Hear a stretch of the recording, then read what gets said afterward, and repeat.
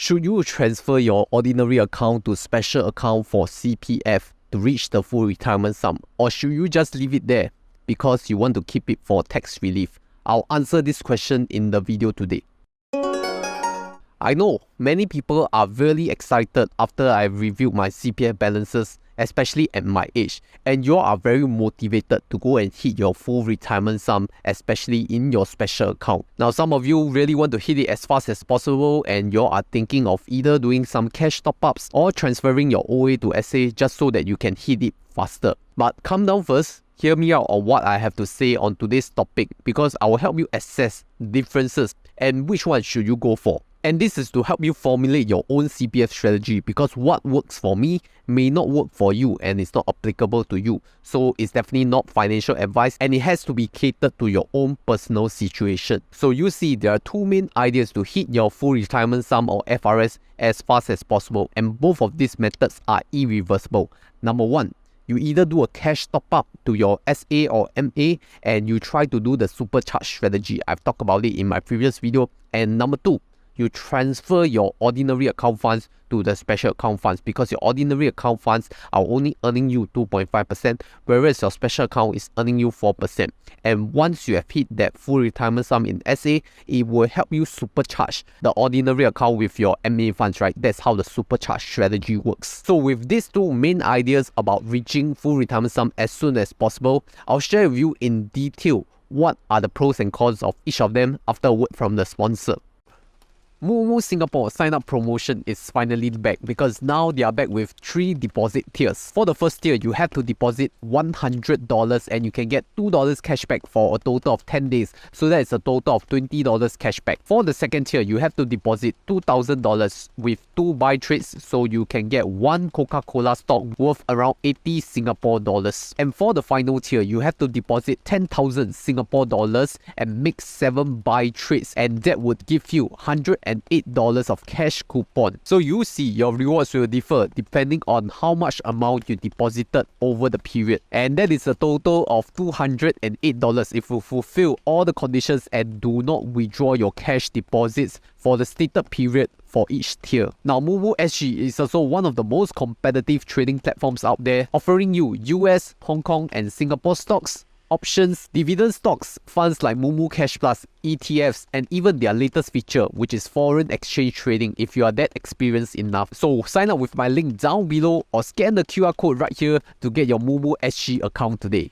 You see, the thing about doing cash top-ups to your special account or MediSave account is that many people, they do not really fancy the idea of putting more money into CPF. Even for a few influencers, right, my colleagues in the creator space, some of them do not fancy that. And that's perfectly fine, because they know that they have been putting 37% of their salary inside it, and they felt that it's enough already. No issue about that. That's totally fine, right? I mean, as CPF builders, we don't really force our opinions on other people. They want to do what they want, is their problem. Just be chill about it, man. Don't need to preach to others if they do not want to hear about it. And doing cash top-ups, whether it is RSTU, retirement sum top-up, or voluntary contribution to your MediSave, VCMA, both of these are eligible for tax relief up to $8,000 per calendar year. So that cash top-up to CPF is actually a tax relief strategy as well, other than building your CPF.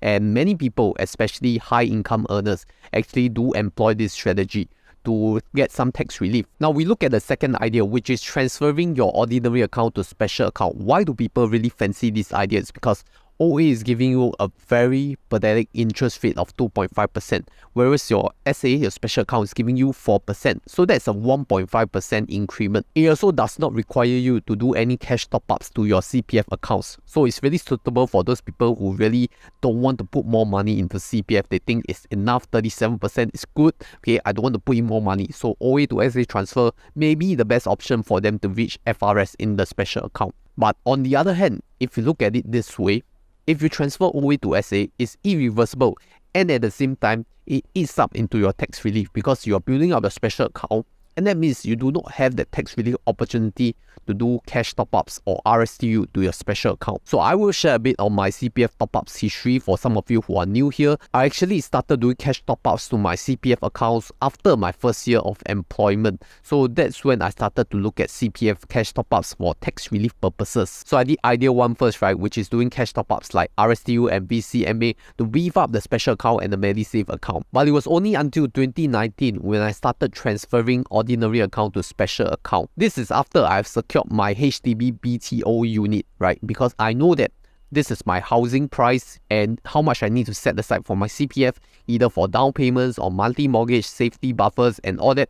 I've allocated a fixed amount of money in my CPF OA. So the rest of the monies above CPF OA, I don't have use for it. I could just transfer to SA. And that's also because I did not opt for an expensive flat, right? Cheap, good and fast, you can only choose 2 out of the 3. Cheap and good, don't expect it to be fast. Fast and good, don't expect it to be cheap.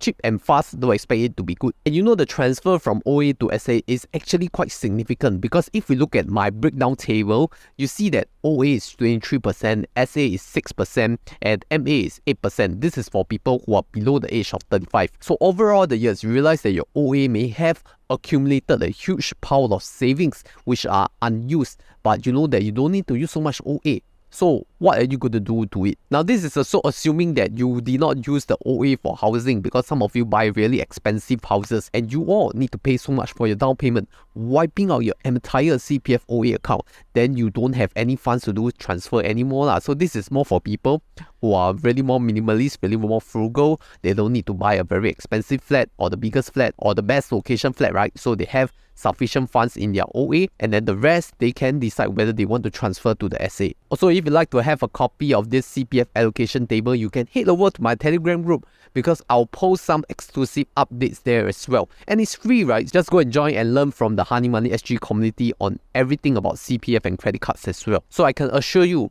a lot of people, even in the creator space, are telling you that it's not wise to transfer your OA to SA, because it eats up into your tax relief opportunity. Now, I definitely agree with this standpoint, because it is the fact. It will eat up into your tax relief opportunity if you have so much in your special account. For your subsequent years, there is really no chance for you to top up. And that's a similar situation for me, because since the age of 30, when I reach FRS, I have no chance to do RSTU anymore. And because many of them want to save up the tax relief when they get older, because as you grow older, it's inferred that you will get higher income because you will go and be promoted, right? Either you change job or you rise up to manager or director level, you get a higher income, and that's when your tax relief will have a bigger significant impact. And they will tell you, don't waste it when you're young, because when you're young, you have low income, there's not much tax relief to be enjoyed. So then how? When are you going to do that tax relief strategy?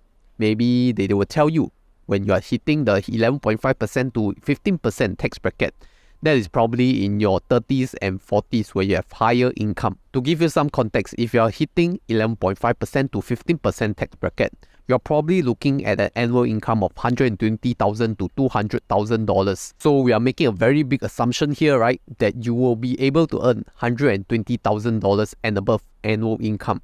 And you know, for people earning this level of income from their full-time employment day job, you're probably at a senior manager level or a director level. Or if you are in the highest paid industry, like you are a doctor, you are a lawyer, or you are a software engineer. But you see, the thing about this big assumption is that you will continue earning this level of income in your remaining years. But is that realistic or not? We see tech layoffs right now. Amazon, Google, Microsoft, Salesforce, Meta, Tesla, firing tens of thousands of people all across the company. Do you really want to bet that your career will not be jeopardized by the economy? And that's only the layoff risk, you know. I haven't talked about the fact that the company could make you redundant, because as you're approaching your 40s, okay, there are so many younger workers. They are more hungry, more driven, and more energetic than you. So you see, the company at that point in time may start to look at grooming younger talents, and your pay will remain stagnant, or there is low growth in your annual increment. And it's very difficult to change jobs in your 40s, because you know that you don't have that age advantage. Companies are looking to hire younger talents compared to middle-aged workers. This is a very real thing and fact that is happening. Don't say house sale or not. Now, if that is too far-fetched for you, maybe I bring it to a closer topic.